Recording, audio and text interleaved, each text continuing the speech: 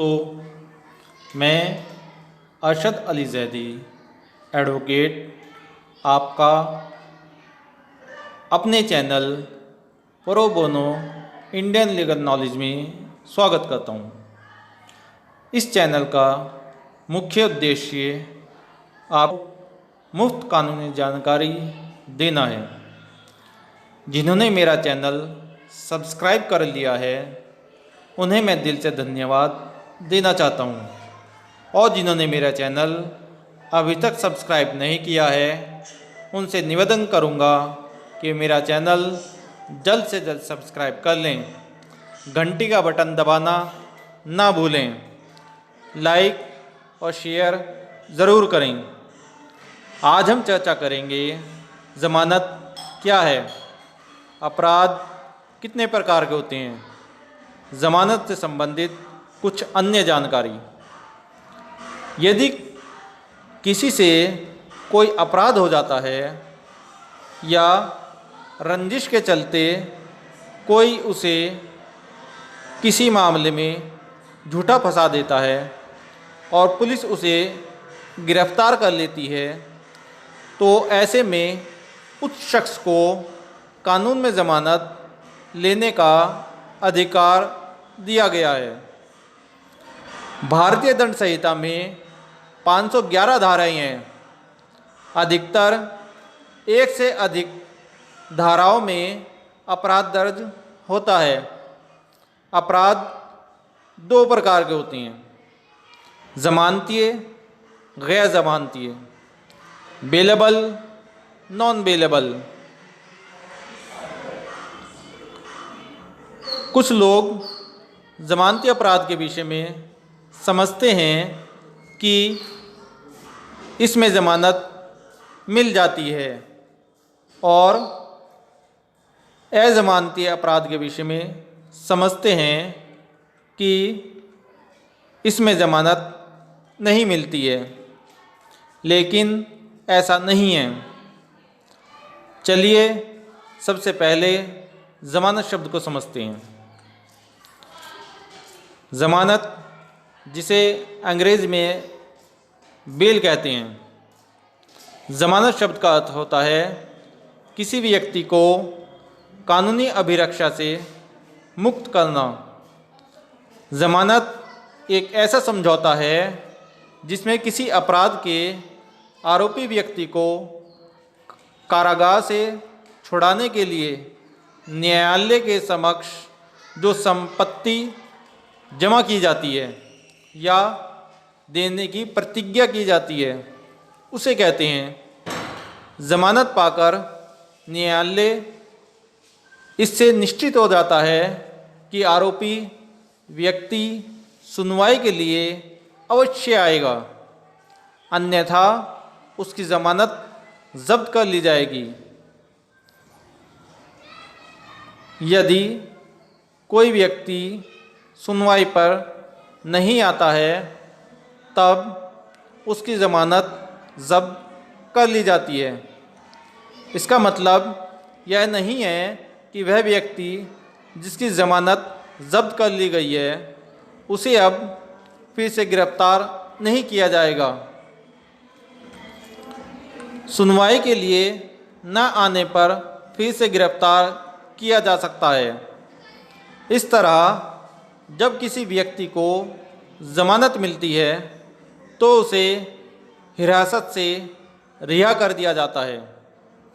जब कोई इंसान किसी अपराध के कारण जेल जाता है तो उस शख्स को जेल से छुड़ाने के लिए न्यायालय या पुलिस से जो आदेश मिलता है उस आदेश को ज़मानत या बेल कहते हैं।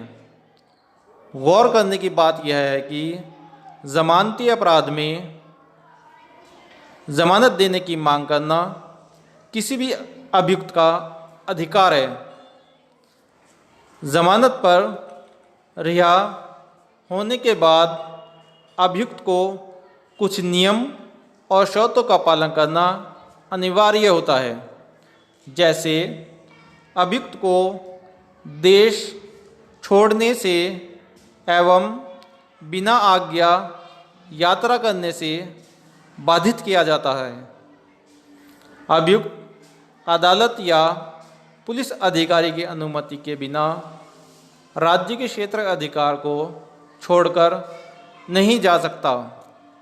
हर बार अभियुक्त आवश्यकता अनुसार पुलिस अधिकारी के समक्ष अपनी उपस्थिति सुनिश्चित करेगा।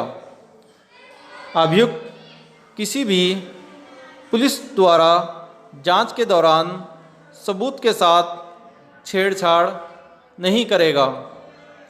दंड प्रक्रिया संहिता अपराध को जमानतीय या गैर जमानती अपराधों की श्रेणी में विभाजित करती है। कोई अपराध जमानती अपराध है या नहीं, यह दंड प्रक्रिया संहिता की प्रथम सारणी या विशेष अपराध के लिए बने स्थानीय या विशेष कानूनों के अंतर्गत तय होता है। CRPC की धारा 436 के अनुसार जब किसी गैर जमानती अपराध के आरोपी व्यक्ति के अलावा किसी अन्य व्यक्ति को पुलिस स्टेशन के अधिकारी द्वारा वारंट के बिना गिरफ्तार या हिरासत में लिया जाता है या अदालत में पेश किया जाता है या लाया जाता है, और जब वह ऐसे अधिकारी की हिरासत में है, उस बीच किसी समय या ऐसे न्यायालय के समक्ष कार्यवाहियों के किसी भी स्तर पर ऐसे व्यक्ति को जमानत पर रिहा किया जाएगा।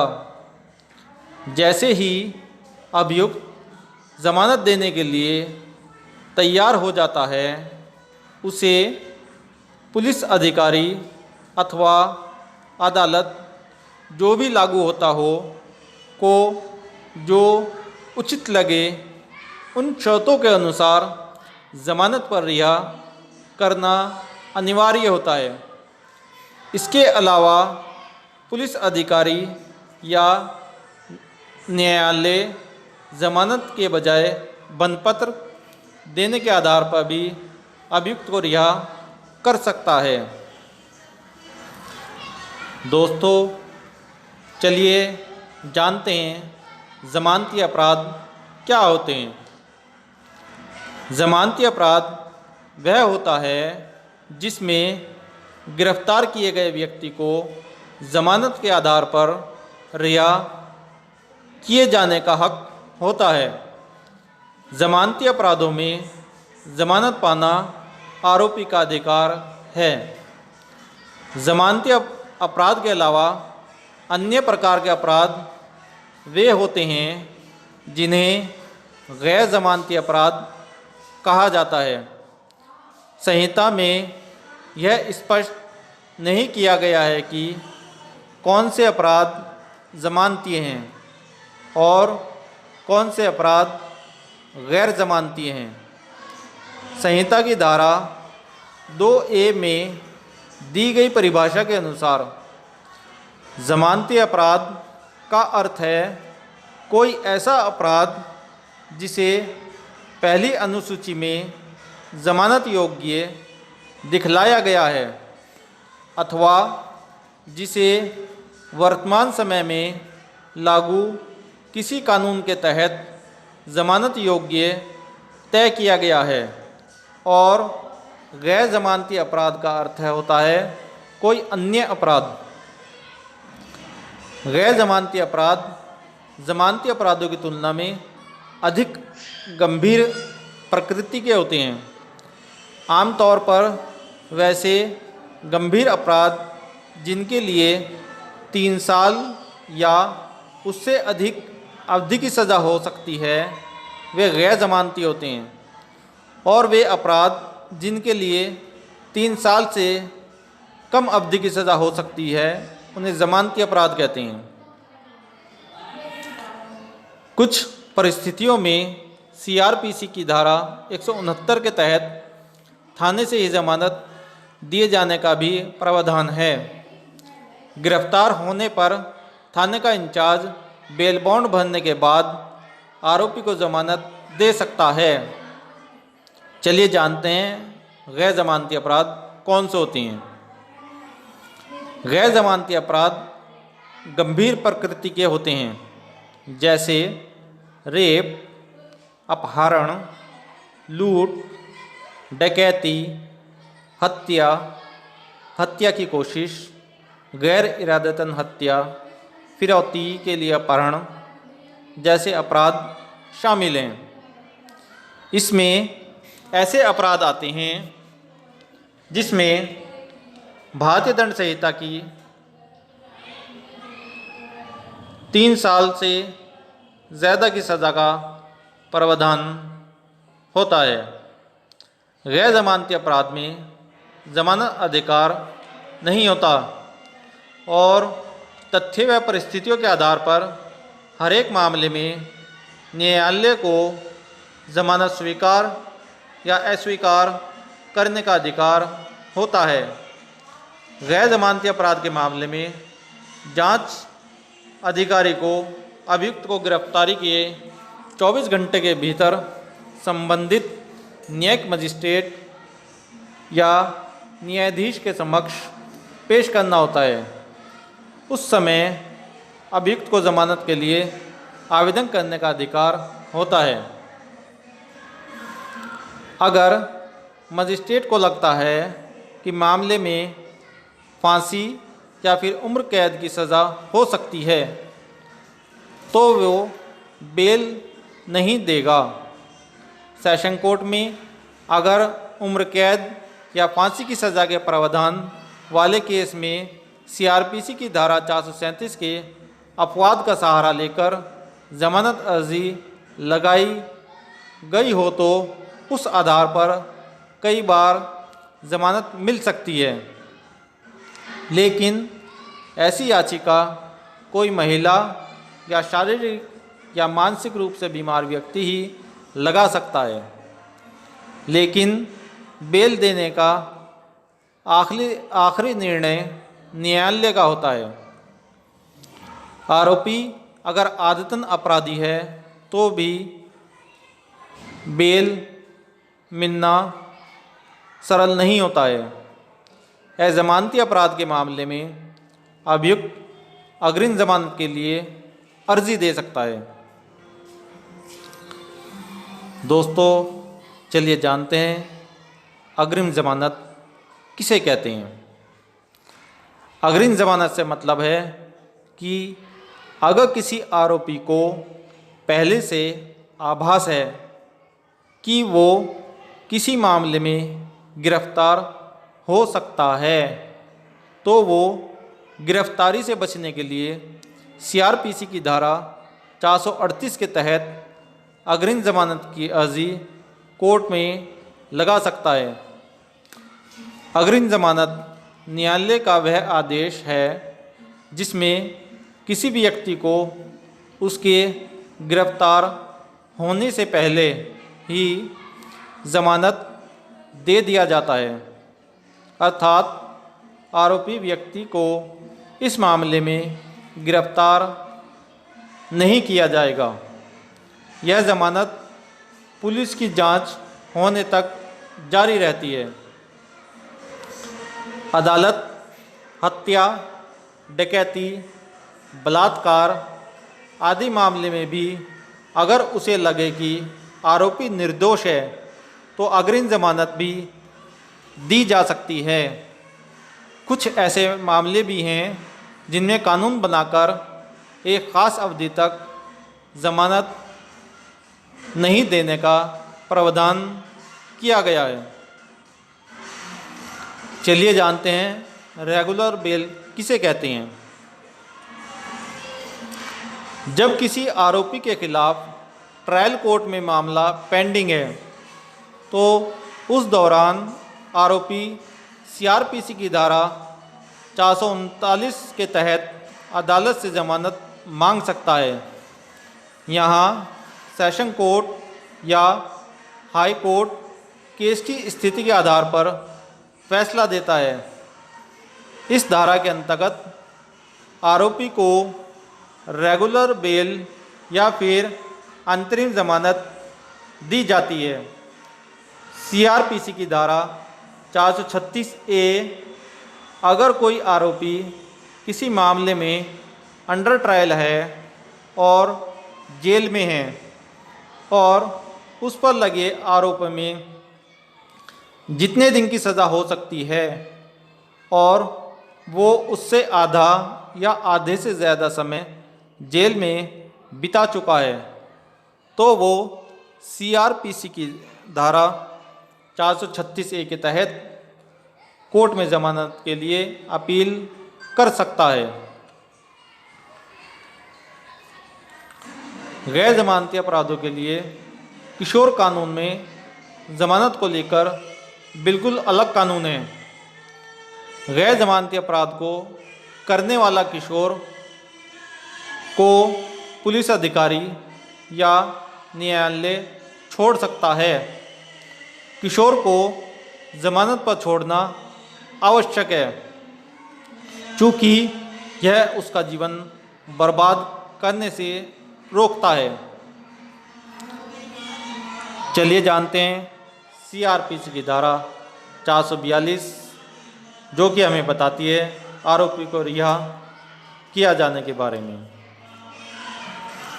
जब किसी आरोपी की ज़मानत मंजूर कर ली जाती है और आरोपी के द्वारा बंद पत्र या ज़मानत न्यायालय के समक्ष प्रस्तुत की जाती है, तब न्यायालय ऐसे व्यक्ति को छोड़े जाने के लिए जेलर को रिहाई आदेश जारी करेगा और यह आदेश के पालन में अभियुक्त तुरंत छोड़ दिया जाएगा। चलिए जानते हैं सीआरपीसी की धारा 436 कै, जो हमें बताती है अधिकतम अवधि जिसके लिए विचाराधीन कैदी निरुद्ध किया जा सकता है। कोई अपराधी जेल में बंद है तो जिस अपराध में उसे जेल भेजा गया है उस अपराध की अधिकतम सज़ा की अवधि का आधे से अधिक की सज़ा भोग लेने के बाद न्यायालय ऐसे अपराधी को जमानत पर छोड़ देगा। अभियोजन पक्ष चाहे तो आरोपी के इस प्रकार छोड़े जाने का विरोध कर सकता है। किसी भी अपराधी को अपराध के लिए अधिकतम कारावास से अधिक जेल में नहीं रखा जा सकता। उपस्थित होने के लिए ज़मानत लेना सीआरपीसी की धारा 437 कै बताती है, जब न्यायालय किसी आरोपी को दोषमुक्त करते हुए निर्णय पारित करता है, तब ऐसे दोषमुक्त किए हुए आरोपी से इस बाबत ज़मानत ले सकता है कि अगर निर्णय की अपील की जाती है तो न्यायालय के समक्ष हाजिर होगा। ऐसी ज़मानत और बंदपत्र 6 माह तक अस्तित्व में रहते हैं। यदि ऐसा अभियुक्त उपसंजात होने में असफल रहता है तब बंदपत्र जब्त हो जाएगा तथा धारा 446 के अधीन प्रक्रिया लागू होती है। चलिए जानते हैं जब पहले ली गई ज़मानत अपर्याप्त है तब पर्याप्त ज़मानत के लिए आदेश देने की शक्ति के लिए सीआरपीसी की धारा 443 क्या कहती है। न्यायालय किसी आरोपी को अतिरिक्त ज़मानत प्रस्तुत करने का आदेश दे सकती है यदि न्यायालय को यह प्रतीत होता है कि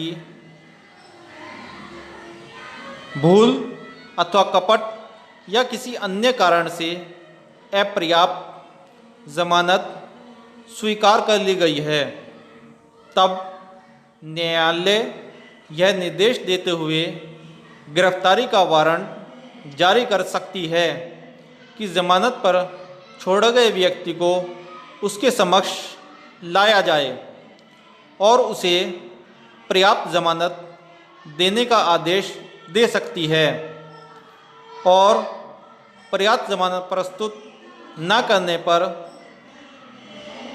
आरोपी को फिर से जेल भेजा जा सकता है। चलिए जानते हैं जमानत वापस लेने के लिए सीआरपीसी की धारा 444 क्या कहती है। कोई जमानतदार जिसने किसी आरोपी की ज़मानत दी है वह अपनी ज़मानत रद्द करने के लिए मजिस्ट्रेट को आवेदन दे सकता है। ऐसी स्थिति में मजिस्ट्रेट आरोपी को पुनः नवीन ज़मानत प्रस्तुत करने का आदेश देगा, और आरोपी ज़मानत प्रस्तुत नहीं करता है तो आरोपी को जेल के सुपुर्द कर दिया जाएगा। चलिए जानते हैं नकद धनराशि देकर जमानत लेना के संबंध में सीआरपीसी की धारा 445 क्या कहती है। जब कोई आरोपी अपनी रिहाई के लिए कोई जमानतदार प्रस्तुत नहीं कर पा रहा है, तब आरोपी जमानत की राशि न्यायालय में नकद जमा करने के लिए अथवा बैंक एफडी अथवा सरकारी बचत पत्र जमा करने के लिए न्यायालय में आवेदन कर सकता है, और न्यायालय द्वारा अनुमति दी जाने पर आरोपी को रिहा किया जा सकता है। जमानत जब्त होने की प्रक्रिया। जब कोई आरोपी न्यायालय से गैर हाजिर रहता है और जमानत की शर्तों का पालन नहीं करता है, तब न्यायालय उसका बंधपत्र संप्रहत कर लिया जाता है और न्यायालय आरोपी से मुचलका जब्ती की राशि जमा करने की अपेक्षा करेगा। चार्जशीट दाखिल न होने पर बेल कानून में प्रावधान है कि अगर पुलिस समय पर चार्जशीट दाखिल नहीं करती है तो भी आरोपी को जमानत दी जा सकती है, चाहे मामला कितना ही गंभीर क्यों न हो। ऐसे अपराध जिसमें 10 साल या उससे ज़्यादा की सज़ा का प्रावधान है, उनमें आरोपी की गिरफ्तारी के 90 दिनों के अंदर चार्जशीट दाखिल करना ज़रूरी है। इस तरह समय में अगर चार्जशीट दाखिल नहीं होती है तो आरोपी को सीआरपीसी की धारा 167 उपधारा 2 के तहत जमानत दिए जाने का प्रावधान है। वहीं 10 साल की सज़ा से कम वाले मामलों में 60 दिनों के भीतर चार्जशीट दाखिल करना ज़रूरी है। इस समय में चार्जशीट दाखिल नहीं करने पर जमानत का प्रावधान है। इस दौरान अगर चार्जशीट दाखिल कर दी जाती है तो जमानत केस की मेरिट के आधार पर ही तय होता है। दोस्तों, आज हमने जाना ज़मानत क्या है, यह कितने प्रकार की होती है तथा ज़मानत से संबंधित कुछ अन्य कानूनी जानकारी। इसी तरह की अन्य कानूनी जानकारी के लिए इस चैनल को सब्सक्राइब करना ना भूलें। घंटी का बटन ज़रूर दबाएं, लाइक और शेयर ज़रूर करें। धन्यवाद।